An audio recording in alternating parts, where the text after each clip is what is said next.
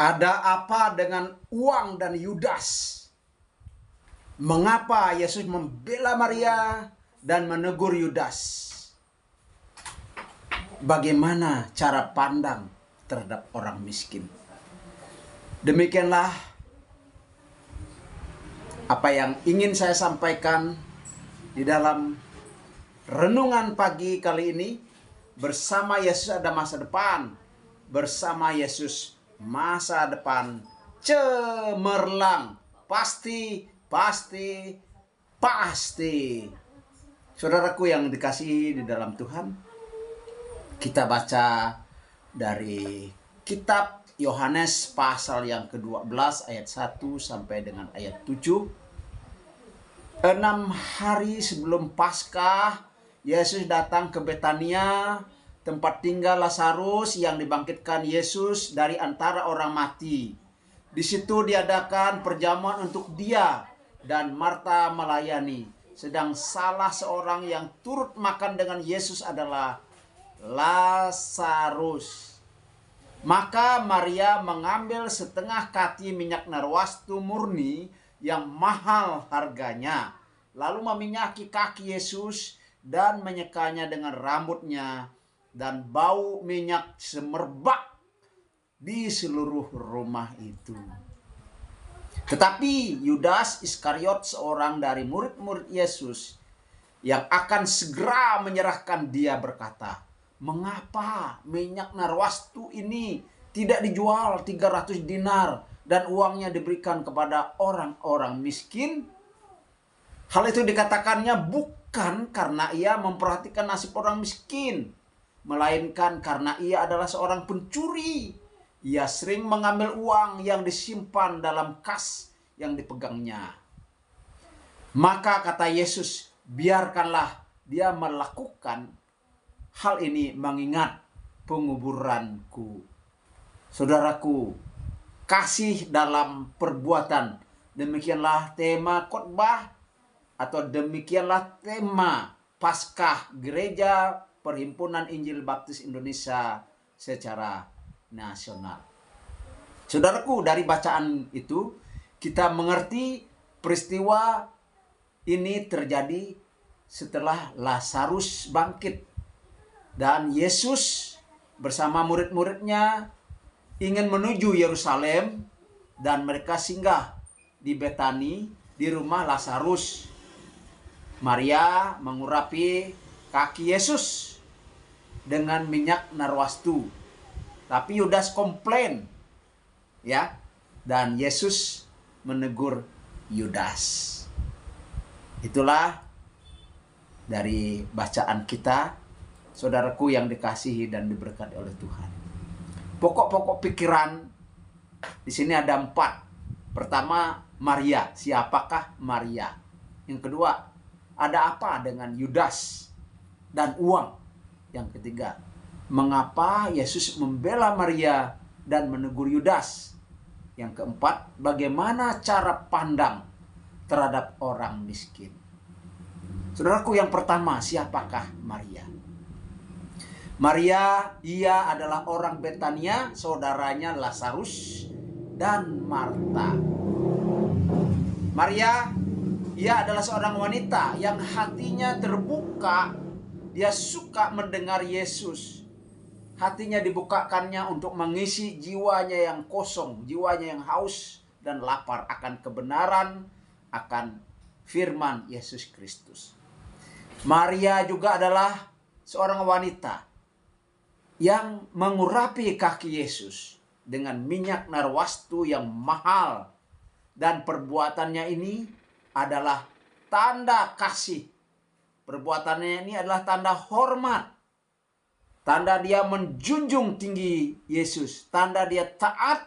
Dan tanda dia rela berkorban. Dan tanda dia memberi yang terbaik.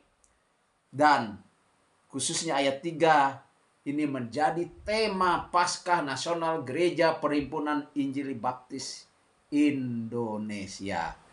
Saudaraku yang dikasihi oleh Tuhan, Maria tidak dijelaskan apa pekerjaannya. Itu yang dikatakan oleh kitab Yohanes. Bagian yang kedua, Ada apa dengan uang dan Yudas? Saudaraku, rupanya pelayanan Tuhan Yesus bersama murid-muridnya ada uang persembahan dari pelayanan, dari umat, dari sponsor, ya. Dan uang diperlukan untuk pelayanan. Yudas ditunjuk untuk mengelolanya, untuk menjadi bendaharanya. Lalu Yudas disebut oleh Yohanes, dia seorang koruptor. Dia suka mencuri dari persembahan yang dipegangnya. Saudaraku, saya ingat karena saya hidup di dalam sejarah perkembangan Gereja Perhimpunan Injil Baptis Indonesia. Semoga gereja saudara baik-baik saja. Bendahara Gereja Perhimpunan Injil Baptis Indonesia zaman dulu ada banyak yang jujur, tetapi ada beberapa yang tidak jujur. Mereka sering ambil uang persembahan yang dikumpulkan setiap minggu. Nah, mungkin murid Yudas Iskariot yang berhasil, bendahara yang suka korupsi, murid Yudas Iskariot yang berhasil. Tapi Yesus tidak menghendaki seperti itu. Yesus menghendaki semua kita jujur di hadapan Tuhan. Saudaraku, mengapa bisa begitu? Karena pada zaman itu tidak dicatat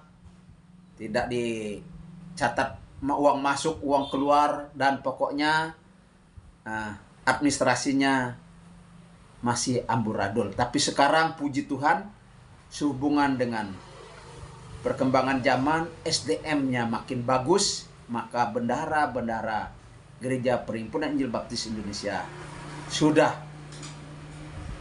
banyak yang jujur. Nggak tahu masih ada yang nggak jujur, kita tidak tahu. Nah, saudaraku, Yudas juga dia komplain atas perbuatan Maria yang meminyaki, mengurapi kaki Yesus. Dia komplain atas perbuatan Maria tersebut dan menilai bahwa itu adalah perbuatan pemborosan. Saudaraku yang saya kasih dalam Tuhan, benarkah demikian? Nah, kita mau melihat mengapa Yesus bela Maria dan menegur Yudas. Maria respect dan penuh cinta kasih kepada Yesus. Maria mengurapi Yesus sebagai persiapan penguburan.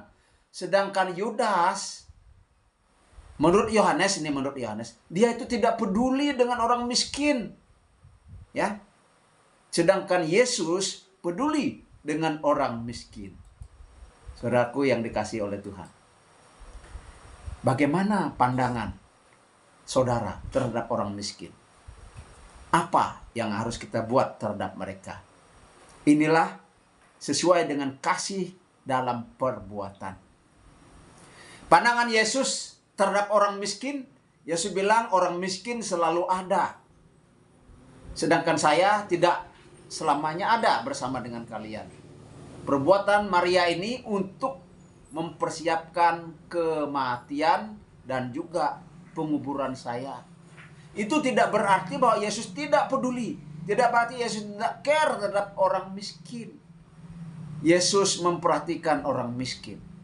Dan dia ingin orang-orang miskin, saudara dan saya, orang miskin diangkat derajatnya menjadi orang yang berkecukupan.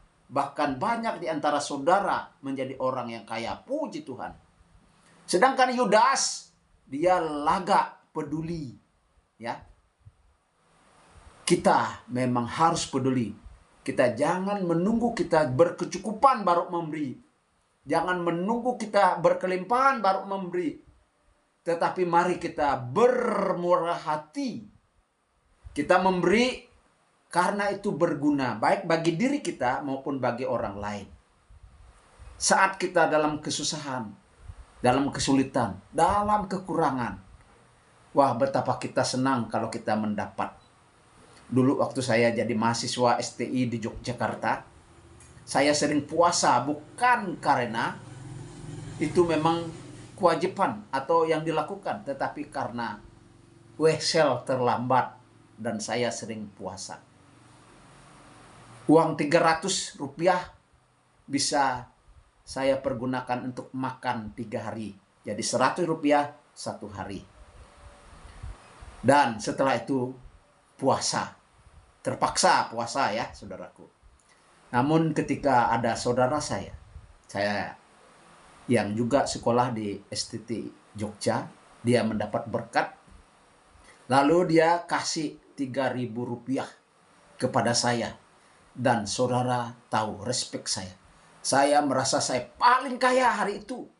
Karena dengan 3.000 saya bisa makan 10 hari. Ya, 10 hari 3.000 waktu itu. Karena bisa 300 satu harinya.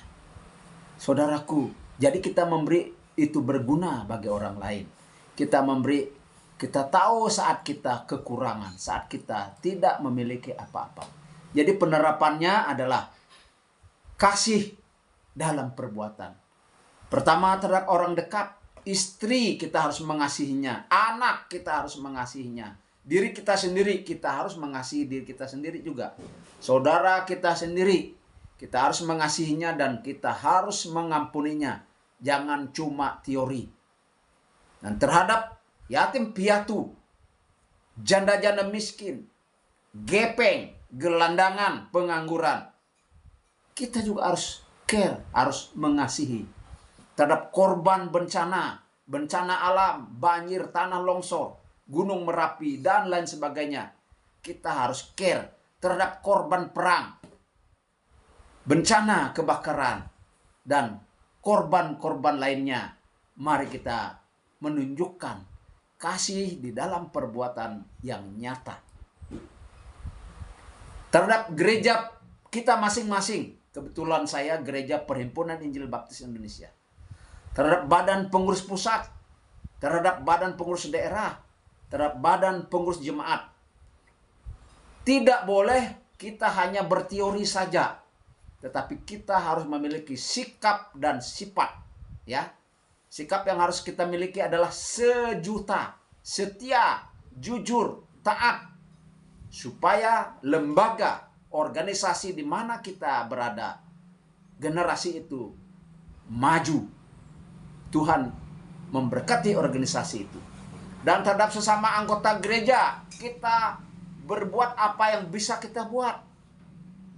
Kalau ada ibadah doa keluarga yang paling murah, paling gampang, itu kita harus hadir. Nah, beberapa jemaat belum mau hadir. Tentu saja ini tugas kita bersama. Dengan hadirnya kita, itu sudah menunjuk kita berbelas kasihan dan kita mendukung. Jika saudara ada berkat, bagilah berkat itu. Berbagi berkat dengan gembala dan juga sesama domba. Kalau di kampung saya, kalau mereka berburu, ya, mereka buat bagiannya untuk gembala jemaatnya. Saudaraku yang dikasihi oleh Tuhan, bersatu kita kuat, bersama kita bisa. Bersama-sama kita bertumbuh lebih subur, berakar lebih kuat, berbuah lebih lebat. Mazmur 112, takut akan Tuhan membawa hidupmu bahagia dan diberkati. Demikianlah renungan pagiku bersama Pendeta Najarudin. Bersama Yesus ada masa depan. Bersama Yesus masa depan cemerlang. Pasti. Jika orang menghina, mengejek, mengolok-olok ketika saudara ikut Yesus, itulah salib yang harus kita pikul. Selamat menjelang Paskah. Tuhan berkati berlimpah-limpah. Haleluya.